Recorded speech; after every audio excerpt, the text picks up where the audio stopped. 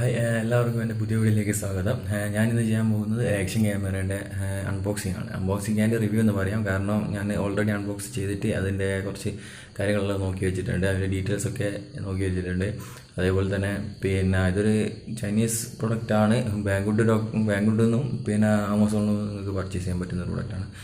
മോശമില്ലാത്തൊരു action ക്യാമറയാണ്. 4K റെസൊല്യൂഷനിൽ നമുക്ക് video shoot ചെയ്യാൻ പറ്റും.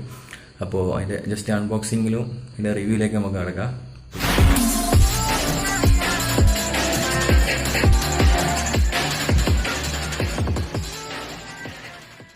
ഇക്കൺ എന്ന കമ്പനിയുടെ H9R എന്ന് പറയുന്ന ഒരു ആക്ഷൻ ക്യാമറയാണ് നമ്മൾ കാണുന്നത്. ഇത് ഞാൻ വാങ്ങിച്ചത് ആമസോണിൽ നിന്നാണ്. ഏകദേശം 6000 രൂപയാണ് ഈ ക്യാമറയുടെ റേറ്റ്. ഇതൊരു ഫസ്റ്റ് ലുക്ക് എന്ന് വെച്ച് കഴിഞ്ഞാൽ ഒരു ഗ്ലാസ് ടോപ്പ് ഈ കേക്കിൻ്റെ മേലെ വരുന്നുണ്ട്. അത് ഞാൻ ഉപയോഗിച്ചത് കൊണ്ട് തന്നെ ഓൾറെഡി ഞാനതൊക്കെ അൺബോക്സ് ചെയ്തതാണ്. ഒരു വാട്ടർ പ്രൂഫ് ഹൗസിങ്ങിൻ്റെ ഉള്ളിലാണ് ഈ ക്യാമറ വരുന്നത്. നല്ലൊരു ക്വാളിറ്റിയുള്ള പാക്കിങ്ങും അതേപോലെ തന്നെ ക്യാമറയും നല്ലൊരു ക്വാളിറ്റി ഫീൽ ചെയ്യുന്നുണ്ട്. അതേപോലെ തന്നെ 4K ആക്ഷൻ ക്യാമറയാണ്. 4K എന്ന് വെച്ച് കഴിഞ്ഞാൽ ഗോപ്രോൻ്റെ ആ ലെവലൊന്നും 4K റെസൊല്യൂഷൻ നമുക്ക് എന്തായാലും പ്രതീക്ഷിക്കേണ്ടതില്ല. അതേപോലെ തന്നെ വൈഫൈ എനേബിൾഡ് ആണ്. 170 ഡിഗ്രി വൈഡ് ആംഗിളാണ് നമുക്ക് ഈ ക്യാമറ ഉപയോഗിച്ച് ഷൂട്ട് ചെയ്യാൻ പറ്റുക. അതേപോലെ തന്നെ ഒരു ബാറ്ററി ഇതിൻ്റെ കൂടെ ഇൻക്ലൂഡ് ആയിട്ട് വരുന്നുണ്ട്. 1050 mAh ഒരു ചാർജിങ് കേബിൾ ഉണ്ട്. അതേപോലെ തന്നെ ഒരു ചാർജർ ഉണ്ട് നമുക്ക് ഈ പാക്കിനുള്ളിൽ. പിന്നെ ഒരു ബൈക്ക് മൗണ്ട് ഉണ്ട്. പിന്നെ കുറേ മൗണ്ട്സ് നമുക്ക് ഇതിൻ്റെ കൂടെ ലഭിക്കുന്നുണ്ട്. അതൊന്നും ഇത് വെച്ച് കഴിഞ്ഞാൽ നമുക്ക് ക്യാമറയിൽ ഡയറക്റ്റ് ട്രൈപോഡൊന്നും മൗണ്ട് ചെയ്യാൻ പറ്റില്ല. അപ്പോൾ ഈ ഒരു ഹോൾഡർ അത് ഇതിൻ്റെ ഉള്ളിൽ ക്യാമറ ലോക്ക് ചെയ്തിട്ട് അതിന് ശേഷം നമുക്ക് ട്രൈപോഡിലൊക്കെ മൗണ്ട് ചെയ്ത് വെക്കാൻ പറ്റുന്നതാണ്.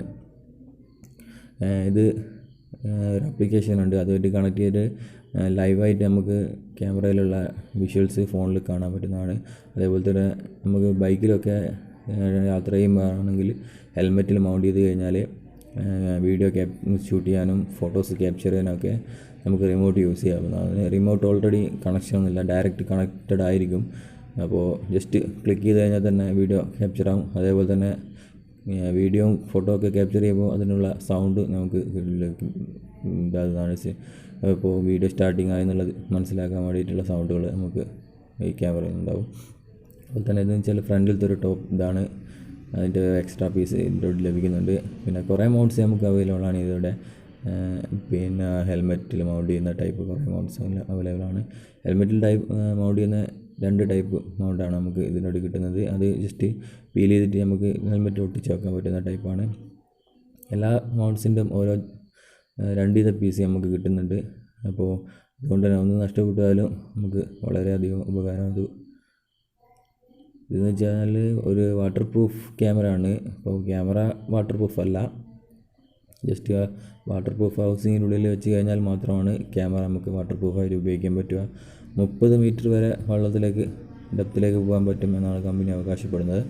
അതേപോലെ തന്നെ നമുക്ക് ഇതിൻ്റെ കൂടെ കുറച്ച് ടൈകൾ കിട്ടുന്നുണ്ട്, കേബിൾ ടൈ. ഇത് എന്തിനാണെന്നുള്ള കറക്റ്റ് എനിക്ക് തിരിഞ്ഞിട്ടില്ല.